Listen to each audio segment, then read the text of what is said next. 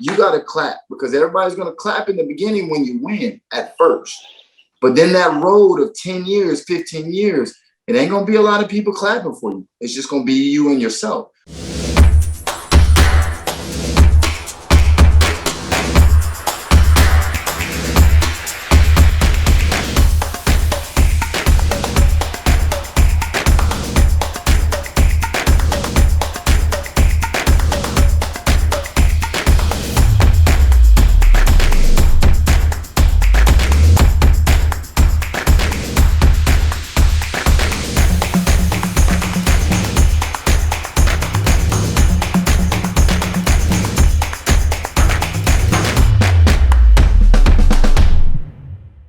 My question would be, how do you know entrepreneurship is for you?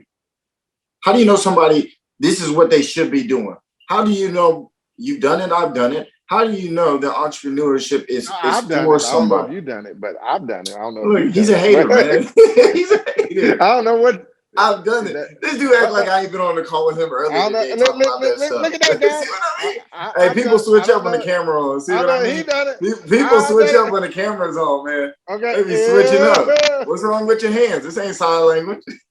So yes, People yes. switching up, man. Here's how I would say. I would say if you're having issues when you're working with your employee, let's say if you're working a job and you're never satisfied at that job, it might be telling you, hey, it's time to move on and do your own thing. For me, it was when, hey, I didn't want nobody telling me what to do. I was like, I'm getting tired of you telling me what to do. I was tired of working for someone else. These were signs for me that it was time for me to start my own thing and do my own thing. I didn't want to work for anybody else. I didn't want anybody setting my pay rate. I didn't want anybody telling me how much I can get in a raise, when I can get a raise. I didn't like any of those things. I didn't like people telling me what to do and reporting to them. I didn't like all of those things. And guess what? All of those things said, hey, I need to do something my own self. Now, how do you know you're going to have you got to have the tenacity to do it? And that's one thing I think people need to understand. You got to have the tenacity to be able to get into a business. It doesn't mean you have to be fast. A lot of people want to be fast, how fast you are. But did you ever heard of the story of the tortoise and the hare? The tortoise and the hare. The rabbit was really fast, but he didn't win the race. And so what you need to understand is, and this is where I would encourage you, is to take your steps. And if you go slow, that's fine. Take them slow. Just be consistent. If you take a step every day, guess what? You'll get to the finish line. And it might be slow, and that's okay if you go slow. There's nothing wrong with that. Go slow, but get there. Be consistent. Stay with it. They're going to be ups. They're going to be downs. But guess what? You got to keep going, moving forward. And people tend to quit. They tend to do like Roberto Duran fighting Sugar Ray Leonard. You may not even know who that is. Go to Google and look it up. But he said, I no know about this mas. story, baby. No mas. He said, no more. No more. I can't take it. And that's what most people do. They go, no more, I can't take it. And you're going to have hardships. Nobody has a business and didn't have hardship. So don't think every business started out in this booming whatsoever. Hey, let me tell you this, Starbucks, you guys drink Starbucks. What it took like 13 years. 13, listen at me. 13 years, if not longer, before they even hit and then grew.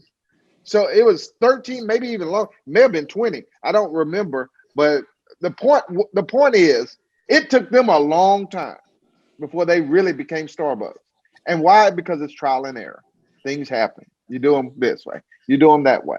Then you find out what works with you. You find out what fits you. You find out your vision becomes clear on what you want to do, how you want to do it. And so these things allow you then to be able to get better in your business. You need so many hours to become proficient, like 10,000, I think, hours to really become proficient in doing what you do. So it takes time. So I want to encourage you that if you, hey, getting ready, thinking about a business, want to do a business, it's a great thing. Great thing. I would encourage you to do it. But you got to remember, it's not going to be easy. And if it's not going to be easy, that's why most people quit. That's why most businesses fail. They run out of money. They're not doing their money properly, and it's not easy. And don't despise the beginnings of humble beginnings, of small beginnings, because a lot of people start small, baby. A lot of people start small. So you might say, well, it's really nothing there. It's not much to it. That's okay. Stay with it. You say it's not big. That's okay. Stay with it. Hey, it hasn't grown. That's okay. If this is what you believe you're called to be and do, stay with it. Don't give up. Stay right there. Continue to press forward. Continue to push forward. And of course, what I would always say, put God first in that whole thing. And when you watch that thing grow and flow, and it'll be a change in your life that is incredible. Definitely. I agree. I agree. You know, I read a quote. I don't remember who said it, but they stated entrepreneurs choose to be business owners so they can work 80 hours instead of working for somebody for 40. Right. And this is very You much so really do. true.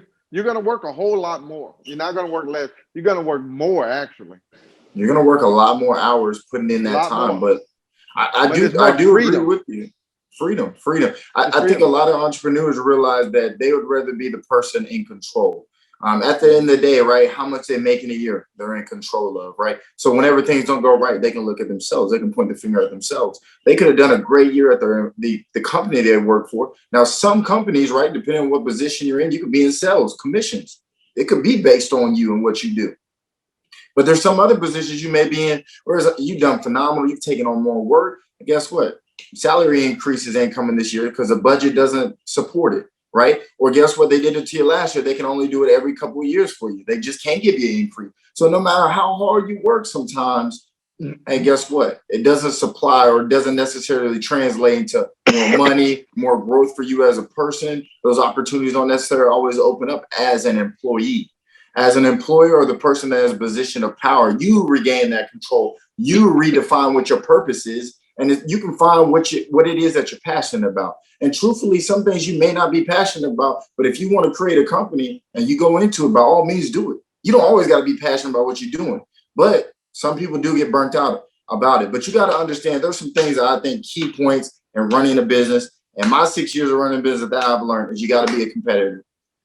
This is why I love reading certain books on certain people, like Kobe, Michael Jordan. You know, I'm reading a book again by Tim McGraw or what's his name? Tim Grover. I'm sorry, Tim Grover. He was the trainer for Mike and Kobe. I love reading the book because I love hearing about the mindsets. You got to be a killer. You got to be a killer. A lot of people are killers in sports. They don't know how to translate it to the everyday life. That's a different conversation for a different day. But when you're in the field of business, you are a shark because there are other sharks coming for you in business. Guess what? There's always a new person coming into your field, a new competitor. And guess what? They looking to take some of your market share. So you got to be saying not only as a new person into the field, how can I take some market share? But guess what? Once you get up to the mountaintop, guess what? They coming for you even harder because you at the top now, and everybody wants to take down the person at the top. So you Oh, being a competitor is not only how can I compete to get into the market, it's also how can I sustain and stay in the market long term. That's even harder. They always say it's hardest to make that first million, but then it gets easier. But guess what? More people coming for you too, because they know you're successful now. You got that tied to you. So, hey, competing is hard. That's one of the main components. I would say be consistent, being a student. A lot of people think they know it all. That's the problem with a lot of people. A lot of young people. I was around a dude not too long ago. He said, "Man, I know everything.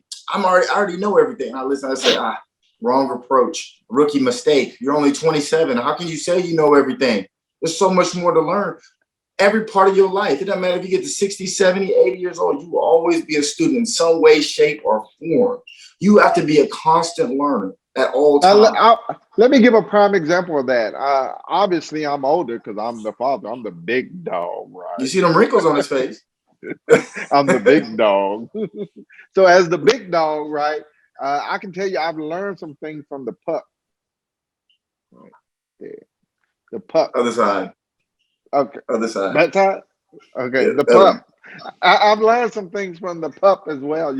Sometimes he brings new things that I listen to him about, and I'm going, you know what, that's a good approach, and I'll change some of the stuff I do because I hear what he's talking about. So I think sometimes people are saying as they've aged, they kind of know everything, but that you can't even know everything when you get older because things change, they morph.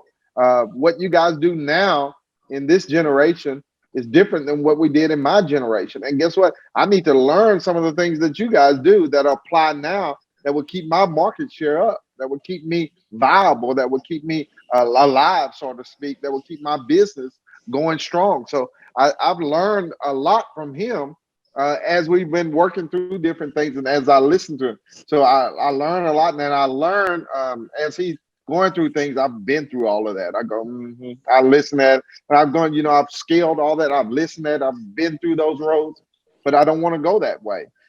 So you learn, and I think what he's saying is true. You got to think about. I mean, are you teachable?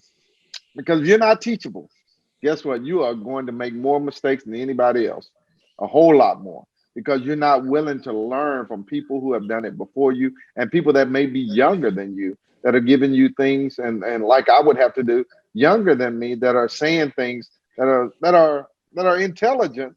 It may be things I haven't thought of or ways I haven't thought of, because no one person knows it all. Trust me, no one person knows it all. And guess what? There's always something you can learn from the person next to you. I would say that whether it's don't do it or whether to do it, you can always learn something. So I would say always be open to that as what you can learn and how you can grow, because you do have an opportunity to grow. And let me say this, no one is ever staying the same. If you think you're going to get it to a spot and just stay there and keep it right there, it's not going to happen. You're either going to be progressing or digressing. It's never staying the same. You're not going to stay and stay right here and hold it. It's not going to happen, especially in business. You're either progressing or digressing. You're not doing one or the other. That's it. There's nothing else in between. No, I agree with So that. I think a lot of people as students are not. As a student, now, I think young this is guys, you hard hear for a that? lot of people. You hear that? I said I learned from him. What is he supposed to do? The artist, what is he supposed to do? Guess what he's Oh, supposed to say? you? You know Oh what? my I gosh, you want learned to from hear it you back? too. This guy here, he wants to hear back. Look, man, you already know. So, anyways, as a student, that's the one thing that a lot of people struggle with. I think as a student is when you are trying to learn, you have to be comfortable with being in rooms with other people that are ahead of you, that could be the same age as you. They could be older than you. Typically, they're going to be older than you because success takes time. So a lot of people are uncomfortable being in these rooms. I'll tell you from experience, I used to be uncomfortable, but I actually now enjoy it. I like being with people that are ahead of me because guess what? I can drill them with questions as long as they're open to teaching me. I'm the student. I want to be taught by the mentor. You know what I'm saying? I want to be the mentee. So teach Let me tell you me, a story how about can that. you grow? Hold on, And man. Let me everybody's tell not my willing. story. And no, everybody's not willing to teach you. Let me tell you this. Let me tell you a story. Here's my Okay. story. I wanted to learn from a speaker that was on a platform. He was on the platform. He was teaching about this specific topic, and he was really, really good. And I was thinking, hey, why don't I go over there and ask this guy, would he be my mentor? And I learned from him. Now I went to him, I called him, got his number, called him up, got it to his place of business, and I finally got to him. This guy who was on the platform, who's well renowned, he's known. And I got to him. I said, man, I'm going to learn from this guy. He's going to be my mentor. I called him up. When I got him on the phone, I said, hey, I saw you on this date at this location. I was in the audience. And I heard that you taught such and such, another person. And I know them really well. And I want to know if you'll pour into my life as much as you poured into theirs. And you know what he told me? His answer to me was no. Now, you talking about stuns. So I was like, no. And I was saying, I want you to be clear. I was saying, let me be clear, because I thought I wasn't clear. So I said, let me retract my statement and be clear. I want you to mentor me, and I will pay you the same amount as he was paying you to meet with you and go over things. And then he said, I understand. So okay, now I said, okay, now we tracking, because now I'm willing to pay out as much as he was willing to pay out. And his answer to me was still no. You talking about stun. I'm going, no, but I'm willing to give you the same amount of money. I'm willing to pay. Matter of fact, I said, guess what? I will raise what I'm paying you per session $100 more than whatever he was paying you, and do the same number of sessions. So if he was doing one session a week, I'll do one session a week plus $100 more. And he still said no. And his reason to say no was not that he wouldn't take my money. He said, I didn't have what it takes. Wow. I was going, he said, you don't have a big enough, what he called influence.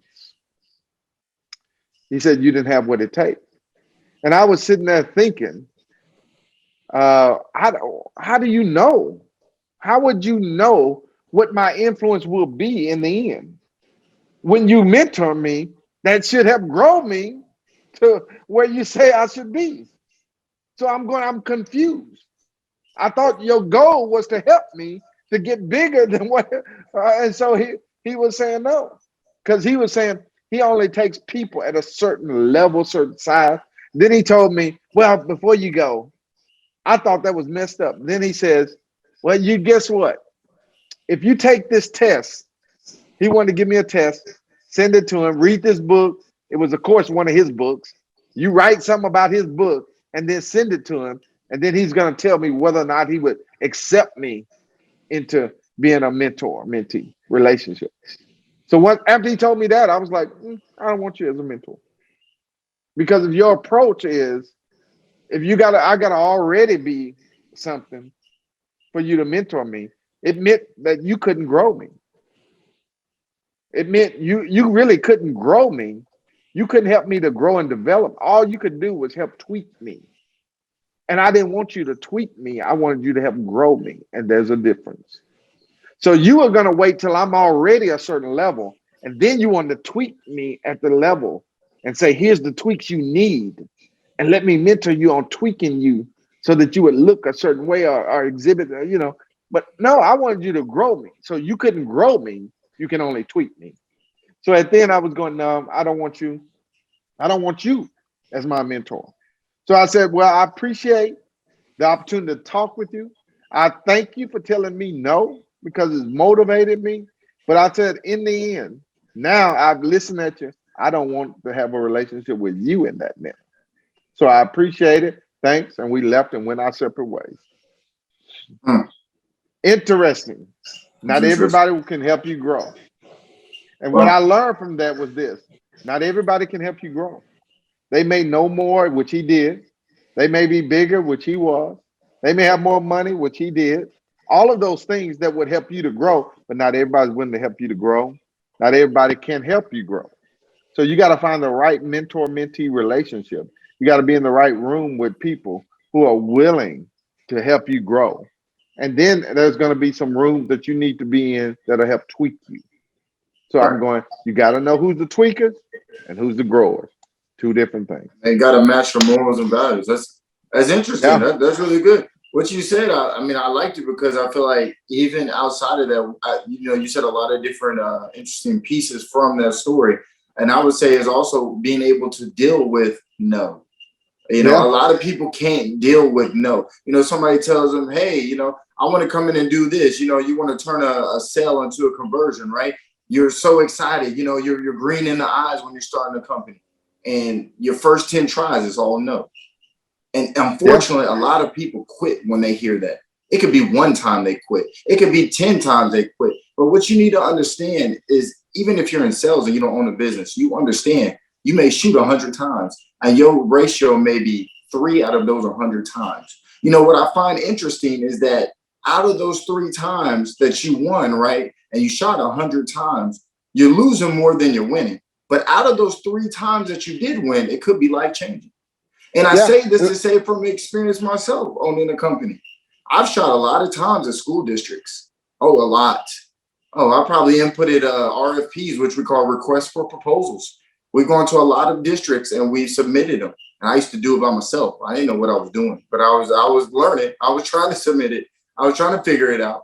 And then after that, I started having somebody else do it for me. They didn't have a lot of experience doing it, but I just didn't want to do it anymore. I thought delegate.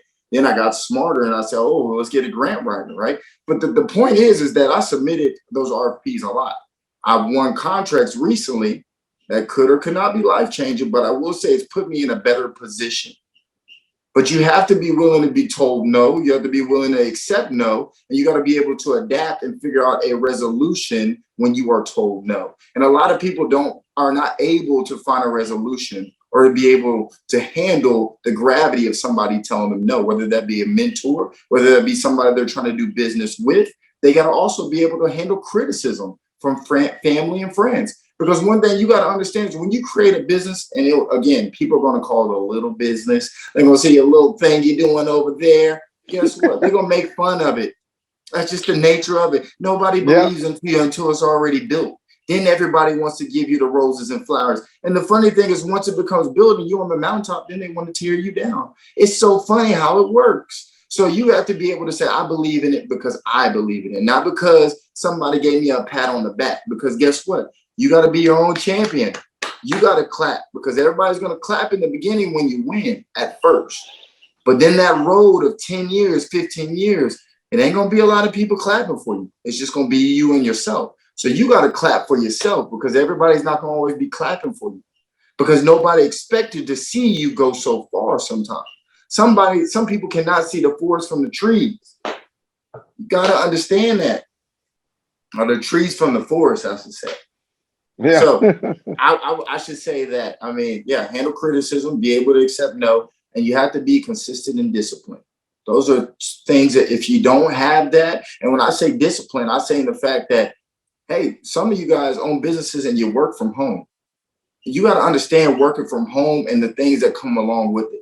It's so easy to just go lay up in the bed. It's so easy to wake up at noon and then get your day started, right? It's so easy to just get busy with other things, watching TV, you know what I mean? Sidetracked with so many other things. You have to be disciplined and cutting out time as an entrepreneur and say, I'm committed and devoted to this. I'm disciplined and I'm going to be consistent day in and day out. Are you going to be perfect? No. Are you going to have bad days? Yes.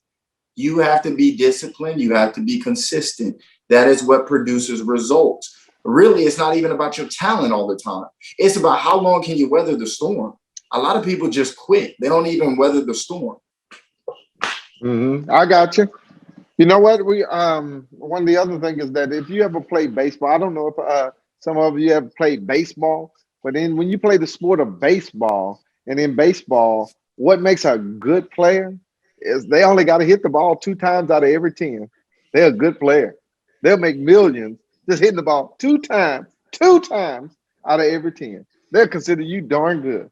And they'll make you almost great if you hit it 3 to 4 times out of 10. You're almost great in baseball. That's almost a great, that's a great player. But if you hit it 2 times, I mean just 1 to 2 times out of 10, you're a pretty darn good baseball player. That means you gotta miss it a whole lot more than you hit it.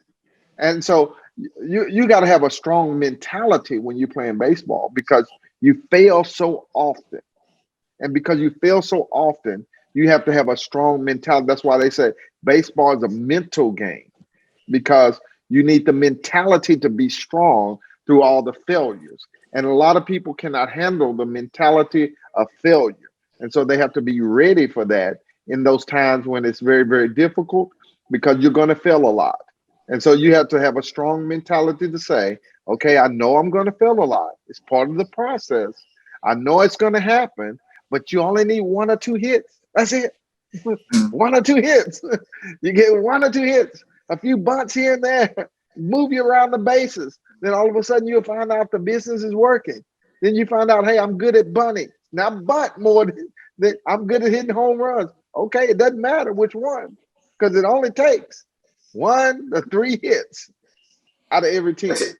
That's interesting you said that because entrepreneurship is kind of like baseball. And, we've talked about this before and the fact that a lot of people, when they create businesses, want to hit home runs. Dude, it ain't going to happen. I'm telling you, we both telling you, it ain't going to be home runs all day. You're going to hit a home run, but it ain't going to be till the 6th inning. Because the first couple innings, you striking out. Then you want to bunt because, you know what I'm saying, you're getting along with the process. You're getting closer. And then you finally get singles and doubles and RBI, all the other things that go along with baseball. That ain't my sport, I'll tell you right now. I kind of got into my own. I'm more basketball. They didn't have the mentality for it. But look. I'm telling you guys, it really is like that. And then you get a home run sometimes. You know what I mean? You come to the plate, you smack it through the park. But that home run can sometimes be life-changing. That home run can change the dynamics of the game. And that's what you have to understand, is that's why it's so big to be consistent and disciplined, is it appreciate those singles you got to base. Most people can't even get to base. Okay, guess what? You stole a base.